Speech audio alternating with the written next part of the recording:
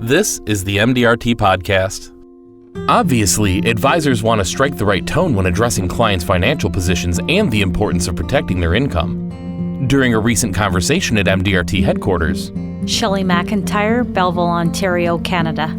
Jae Lee, Los Angeles, California. Elli Schochet, Toronto, Canada.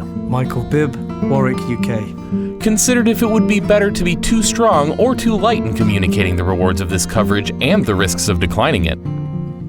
I think it all depends on the situation, of our client, the needs and wants, and specific situations where they are in.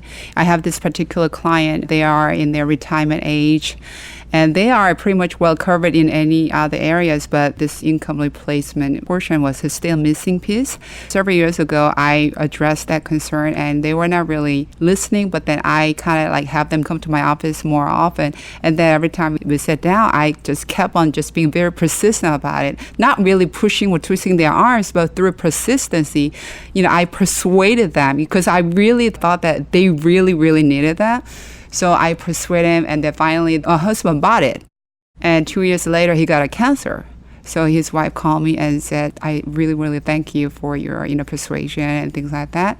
But, he got cured, so he's fine. But because of that, his wife also bought a life policy. I knew as a financial advisor, because I know their situation, I knew that they really need this piece of planning.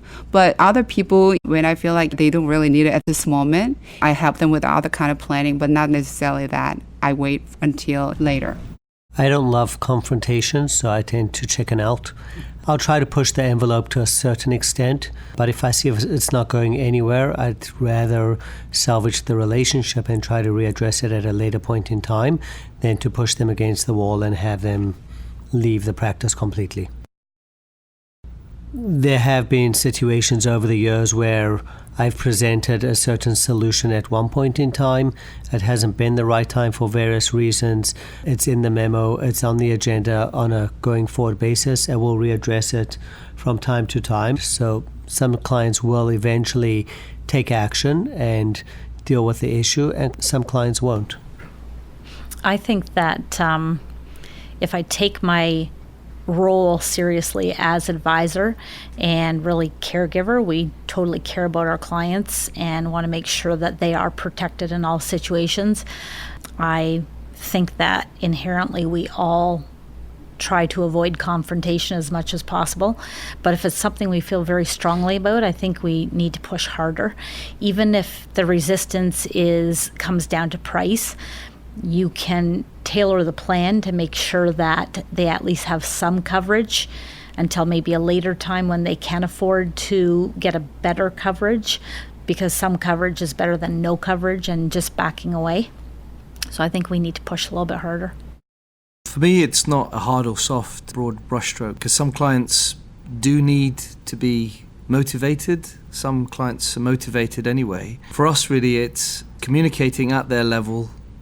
No one ever wakes up in the morning saying, "I wish I just knew that advisor, I'm going to buy a whole load of income protection today." No one wakes up with that thought. So we have to be the motivator. We have to be the motivated. And I think motivating people comes from, lost motivation, the impact of not having adequate protection. And I do like to quote Rocky.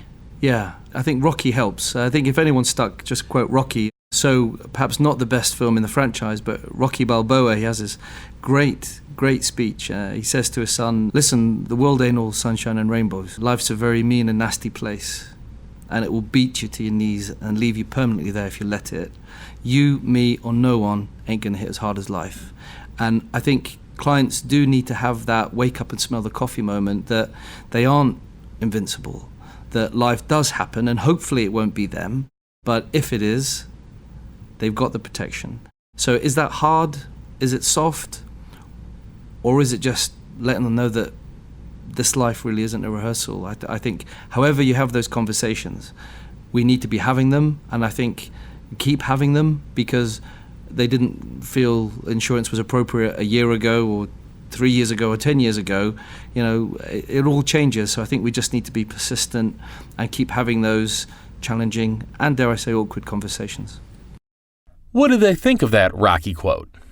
A lot of them laugh. but that's why I'm writing a book about it, because I think, Rocky is the story of the underdog. But just through having that kind of vision, I think determination, and passion about your future is perhaps the legacy of Rocky. And I think for us, we are the rainmakers, and we do have to allow clients to be passionate about their lives, both now, however good, bad or indifferent, but also that they can make it better. And we're project managers on the project of their life, really, which, it all gets bandied about a lot, that is a very privileged position. And it is, but I think what's more important is that clients actually feel privileged that they've got choices, and hopefully we can help them make the right choices. So in my practice, I like to draw a picture of a house representing their future and their retirement, golden years, and things like that. And in that picture, I start with the foundation, which can be legal documents like power of attorney, living trust, and CLT, and all this stuff. And then structure that represent lifetime income through annuity, 401k, IRA, sort of the investment, sort of this thing.